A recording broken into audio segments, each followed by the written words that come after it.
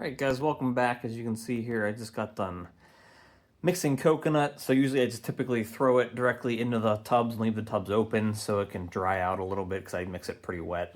This room is kind of a disaster right now.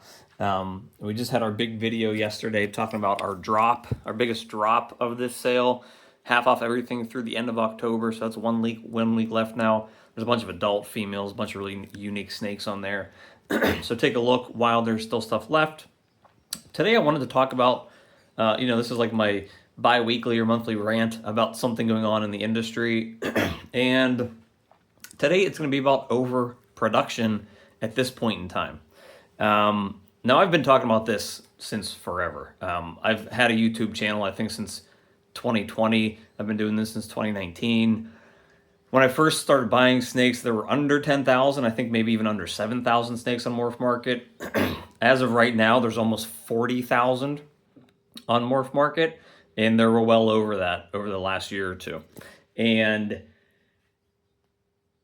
I've talked about routinely on this channel over the years about how there's just too many snakes. Like there's people producing way too much stuff, and there's nowhere to put that stuff. When there's people that have hundreds of snakes in their Morph Market stores, and that doesn't include stuff they don't have listed yet, that's just too many snakes that aren't able to find homes. I'm selling snakes at really nice prices in the month of October, and it still isn't super easy for me to sell snakes right now because of where the market's at. I'm still having to be on YouTube every day. I'm still having to be really aggressive with pricing, and I'm still having to post all over social media on a routine basis to, get these things sold. So, and I only had like 16 clutches this year. So I produced under 100 babies on purpose. I didn't produce 16 on purpose, but I didn't produce a lot on purpose because I had maybe 25, 26 last year. And I sold through those pretty easily, but I knew that this was going to be a longer year with the way the market was.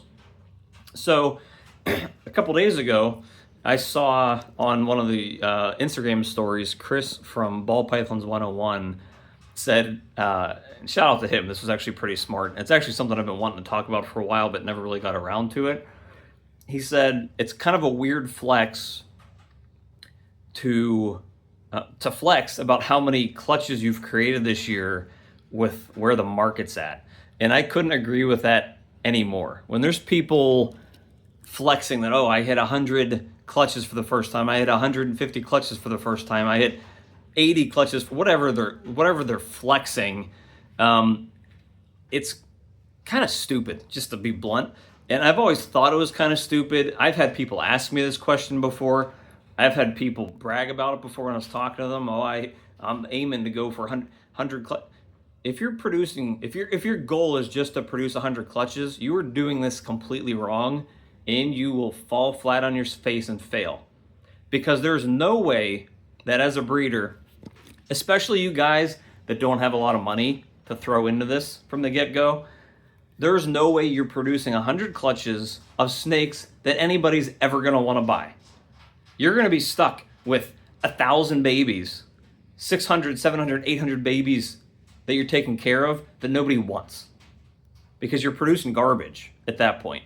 If you have 100 clutches and you're breeding yellow bellies and you're breeding Mojaves and you're breeding, whatever else you could find, just plain ODs, plain black pastels, and that's half of what your clutches are, or 70 or 80% of what your clutches are, you are going to fail at this. It is going to ruin you. You're not going to have time to do anything in your life because that's way too much work to take care of. It's going to cost you an arm and a leg to feed those babies, if you're even feeding them properly, because what I have noticed is that when people produce in higher quantities, they're maintenance feeding their snakes, which is why when my hatchlings leave here, they're in good shape, good size, good quality, and why you're not able to do that, and why some of the bigger breeders aren't able to do that, because they have too many snakes. They're producing too much. They're maintenance feeding these snakes. I have gotten snakes from bigger breeders that were 3, 4, 5 months old that were smaller than my brand new hatchlings out of the eggs. So what does that tell you about how people are able to care for these snakes if they're overproducing them. So in this point in time, when people are having to resort to auctions to sell all their crappy snakes that nobody wants, and they're selling them for 10, 15 bucks a piece, it's not a good flex to say, oh man, I hit 100 clutches for the first time. I hit 50, 60, 70, 80 clutches for the first time. I hit 200 clutches for the first time. You're never going to sell those snakes. And if you are, they're going to lose you money. That's not a flex. What's a flex for me is I only produced 16 clutches this year, 2 of which didn't hatch yet, and I probably made myself more money or the same amount of money that I did last year producing 10, 15 more clutches. That's a flex. And that's what I'm doing every year. I'm producing the same amount of clutches or maybe even less, and I'm making more money from it. I'm making more money per snake. You should be trying to make more money per snake every year, not produce more snakes. That's why this industry is in the place that it's in. That's why the market has been in a downturn. It's not just because of COVID. It's a result of COVID. It's because people bought too many snakes and overproduced crappy snakes. But come here, honey. You're gonna try to choke me out. Come this way. You can't just be looking and aiming at producing as much as you can. There are way too many people buying way too many crappy snakes, making way too many crappy pairings that they're never gonna sell. My worst snake this year, I had to put up for auction. I just ended up hitting bad odds. It was a double het DG clown, and I think it sold for like 15, 20 bucks. That was the worst snake that I produced this whole entire year. It was the only snake that I had ever had to put up for auction because I needed to, because I knew I wasn't going to sell it otherwise. Even if I had it listed for 50 bucks or 20 bucks, I never would have sold it. I figured, you know what? It needs to go up for auction. It needs to go up for no reserve. But I just need to do it. So I did. And it sold up for an auction. But that's the only snake I've had to do that with. You guys should not be, if you don't know what you're doing, and some of these bigger guys are just still overproducing too much. But if you're just getting into this, you've only been doing it for a year or two, your goal should not be more. Your goal should be better. You will not survive in this industry if your goal is always just more. I guarantee you will fail. You will not be here. I will not hear from you ever again. I will not see you on Instagram taunting or flaunting all of the really cool $100 snakes you just bought or produced. You will not be around anymore. You're going to be doomed for failure. If you really want to make it in this industry, you need to take a page out of the books of the people that have succeeded. You're not going to rewrite it.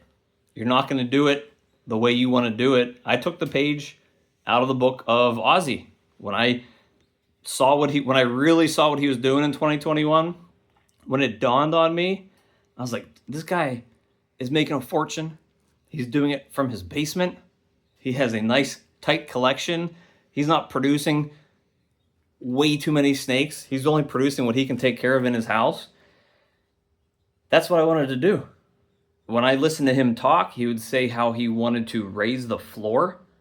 His goal was that he was making a minimum amount of money out of every clutch, and he was trying to raise that floor all the time. You know, if your floor right now is 500 bucks, that's too low. You're not going to make money off that. Your goal should be higher than that. Your goal should be thousands of dollars per clutch, which means buying nicer animals, which also means having less animals. You can do more with a pair of really nice snakes than you can with 5 or 6 really crappy snakes. And here's an example. I have right now that red striped yellow belly leopard triple het DG clown pied male listed, and I have the OD vanilla clown het DG female listed, and I have them listed. If you buy them together, they're $6,000. Those snakes produced 6 eggs this year, right? I hit good odds, no doubt, but they produced 2 red striped DG clowns. Now, I sold the one on sale, but the only other one ever listed is $4,000. And the one that I'm probably keeping is vanilla, which is worth at least $6,000. So if you're going off of market pricing, just 2 of the babies they produced technically worth $10,000. And there were still 4 other babies in that clutch, which probably made me around $2,000. So that single clutch is worth $12,000. 2 snakes did that. You have to tell me how many snakes in your collection that you're breeding would it take you to net a $12,000 sale? How many clutches in your incubator would you have to sell every single baby out of to make you $12,000? A lot. A lot. You'd probably be selling 50 babies. The majority of you. Some of you are doing it right, most of you aren't, and you're going to fail because of it. So please do not aim to make more snakes. Please do not aim to hit a certain amount of clutches. Aim to make better snakes. Aim to make more quality over quantity. A snake like this, who I'm hoping eventually lays for me, is an OD leopard firefly clown het pied. And I've been breeding her to a super OD yellow belly fire clown pied. Those are going to make tremendous babies. And, there's going to be some things in there that are just clown, and they're not going to be super crazy, but there's going to be some crazy clown pieds. And not everybody's going to have snakes like this, and that's fine. But the thing I always preach is buying powerhouse males. You buy one powerhouse male, and he can produce and do a lot for you. And that's what a lot of you guys need to do. You shouldn't have one male to every female. You should not have one male to every 2 females. You can replace all of those males. If you have 6 males and 6 females, I guarantee you could replace all of those males with one male that would do the job better and make you better snakes. So you really, really need to do your research. You need to think about these things.